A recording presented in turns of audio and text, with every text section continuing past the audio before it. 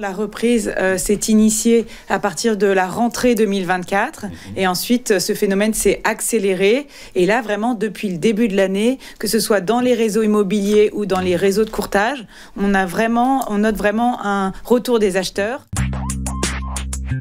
Nous sommes de retour en direct sur le plateau de TV Finance pour cette édition du 13 mars 2025 du live de TV Finance, votre émission quotidienne consacrée au décryptage et à l'analyse de l'actualité de son impact sur les différents marchés. Et là, maintenant, on va parler du marché de l'immobilier avec Sandrine Alonier avec qui j'ai la chance de pouvoir échanger dès maintenant. Bonjour Madame Alonier. Bonjour. Bonjour Sandrine. Vous êtes fondatrice de Comniprésence, spécialiste du marché de l'immobilier français. On vous voit régulièrement sur différents médias.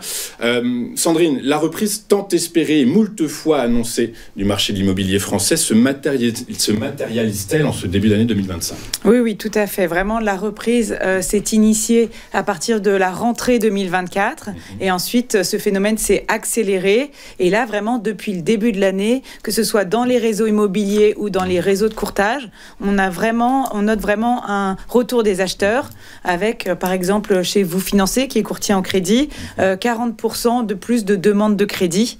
Donc, on est vraiment dans une forte reprise. Ça, par rapport à l'année dernière. Alors, c'est vrai qu'on compare par rapport à janvier et février 2024, qui avait été vraiment un point bas dans l'activité.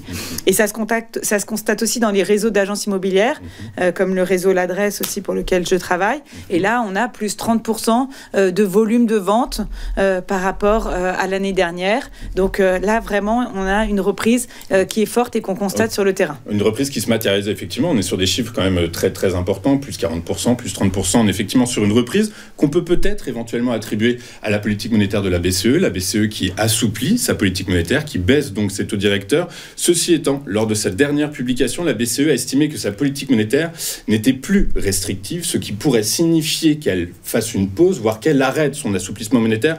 C'est plutôt une mauvaise nouvelle pour le marché de l'immobilier. Oui, c'est une mauvaise nouvelle parce qu'en fait, les taux de crédit baissent depuis maintenant plus d'un an. Ils ont baissé de 1 point et c'est ce qui a resolvabilisé les emprunteurs. C'est-à-dire qu'avec 1 500 euros de mensualité par mois, on peut emprunter 20% de plus qu'en début d'année dernière. Donc c'est vrai que ça a fait revenir des emprunteurs et cette baisse des taux, elle a été décisive pour la reprise du marché, surtout qu'elle s'est associée à une baisse des prix. Donc les vendeurs ont enfin compris qu'il fallait baisser les prix. Donc ça a été vraiment les deux leviers. Mais évidemment, la BCE a fortement accompagné ce mouvement puisque là, en début mars, elle a fait sa 6e baisse de taux depuis la mi-2024 et ça correspond en effet, la mi-2024, au début de la reprise. Donc c'est vraiment important. Il y a aussi la politique commerciale des banques qui compte. C'est-à-dire que la BCE, elle a un rôle important dans le sens où elle permet aux banques de proposer des taux plus bas. On l'a vu d'ailleurs, beaucoup de banques ont baissé leurs taux début mars en anticipant cette baisse des taux de la BCE à venir. Donc il y a un vrai impact. Et également, la BCE incite les banques à prêter en diminuant son taux de dépôt. C'est-à-dire que pour les banques, il est quasiment aussi rentable de prêter que de laisser leur argent à la BCE.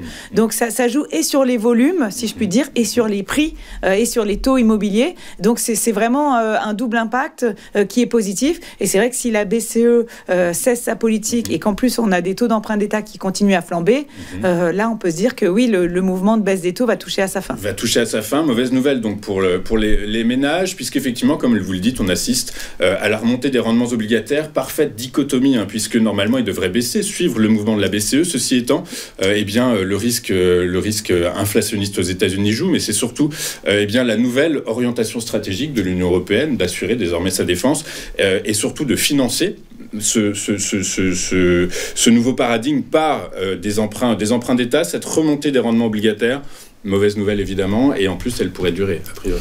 Oui, en fait, quand on a eu des sursauts comme ça, des taux d'emprunt d'État, notamment au moment de la dissolution ou au moment de tous les à-coups politiques qu'on a eus, ils étaient de courte durée, donc les banques étaient en capacité d'absorber ces à-coups avec la volonté de continuer à proposer des taux bas, donc ça avait peu d'impact. Là, on peut penser en effet que cette flambée des taux d'emprunt d'État va être plus durable et que là, les banques seront obligées de la répercuter. Et on ne le pense pas seulement. Sachez que là, chez chez vous financer, il y a déjà 2 banques qui ont annoncé qu'elles annulaient la baisse de taux de crédit qu'elles avaient proposée début mars au profit d'une stabilité en arguant du fait que les taux d'emprunt d'État avaient décollé. Donc, ça a un vrai impact.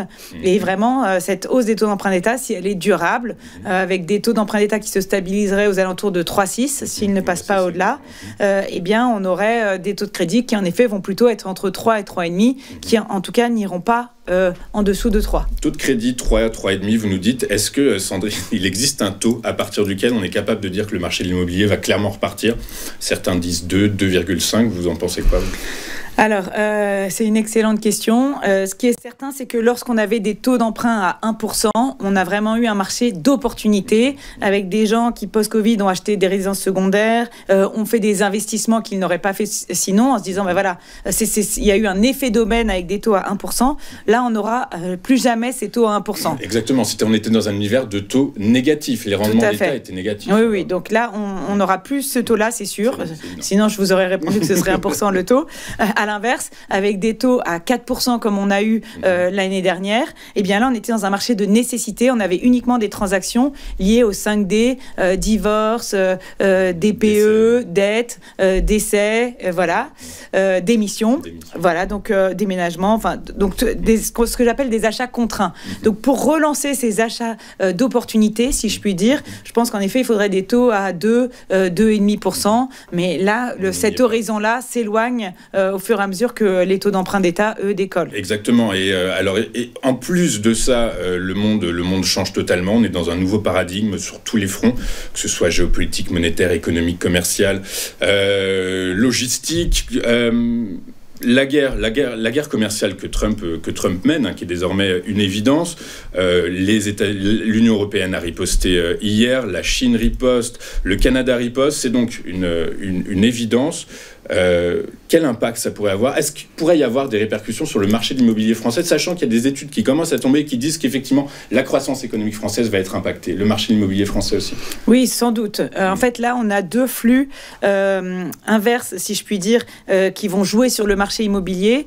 D'un côté, la volatilité de la bourse, des bitcoins, de toutes les crypto-monnaies, incite plutôt des gens à se tourner vers l'immobilier à nouveau comme valeur refuge, même si on a des rendements qui sont pas énormes, mais il y a vraiment ce côté valeur refuge, bon père de famille. Donc ça peut inciter à un maintien de l'investissement. Mais je vous disais tout à l'heure, ce qui a aussi contribué à la relance du marché, c'est la baisse des prix et la baisse des taux. Si on a de nouveau une inflation, et ça pourrait être le cas avec toutes ces histoires de droits de douane, faut pas oublier que les taux de crédit avaient décollé suite à la guerre en Ukraine, à la hausse du coût des matières premières, et c'était vraiment en lien avec la hausse de l'inflation que les taux de crédit avaient décollé. Donc là, on pourrait à nouveau aller dans ce scénario-là. Si inflation il y aura forcément remontée des taux de crédit, et on commence aussi à percevoir dans certaines zones des prix de l'immobilier qui remontent, liés justement à ce petit moment de reprise, parce qu'on a de nouveau des vendeurs qui se disent ça repart, donc je ne baisse plus mes prix. Okay. Et c'est vrai que si les investisseurs reviennent, on pourrait avoir de nouveau des tensions sur les prix. Donc là, je dirais qu'il y a vraiment une fenêtre de tir avec des taux qui restent aux alentours de 3%. Les banques veulent prêter. Ça reste le moyen pour elles de capter des nouveaux clients qu'elles vont rentabiliser grâce à la relation qu'elles vont mettre en place avec eux. Donc elles cherchent surtout des primo-accédants pour la résidence principale qui vont se bancariser. Donc il y a vraiment encore des possibilités de négocier des taux très attractifs. Il y a même une banque nationale qui fait une offre à 2,99 sur 15 ou 20 ans. Pour tout, c'est la Société Générale, tout le monde le sait. Et du coup, ça tire aussi la concurrence, si je puis dire, et les taux vers le bas, puisque les autres s'alignent pour ne pas perdre leurs clients. Donc là, on est vraiment dans une fenêtre de tir où on a encore la possibilité de négocier des taux et d'emprunter aux alentours de 3%, mais également de négocier les prix, puisqu'on a des vendeurs qui déjà essayent de vendre depuis plusieurs mois et pour l'instant consentent encore des baisses de prix. Donc une bonne fenêtre, mais c'est vrai que là, aujourd'hui, l'incertitude n'a jamais été aussi grande, et je pourrais pas vous dire dans 2 mois évidemment à quel niveau seront les taux. Sauf que évidemment les investisseurs et globalement le marché de l'immobilier n'aiment pas l'incertitude, et rien que ça pourrait à nouveau générer de l'attentisme. Et c'est vraiment de l'attentisme qui avait bloqué le marché en 2023-2024. Ok, donc pour résumer, Madame Alonier, si je comprends bien, c'est le moment d'acheter, c'est le moment d'investir, parce que la fenêtre de tir se réduit, l'incertitude grandit, et ça, effectivement, les marchés financiers le démontrent également. Merci beaucoup, Madame Alonier, Sandrine Alonier, d'avoir été avec nous ce matin, d'avoir accepté notre invitation. Vous êtes fondatrice de Comniprésent, spécialiste du marché de l'immobilier également. Merci beaucoup, je vous souhaite une excellente journée, et je vous donne rendez-vous très bientôt, je l'espère. Et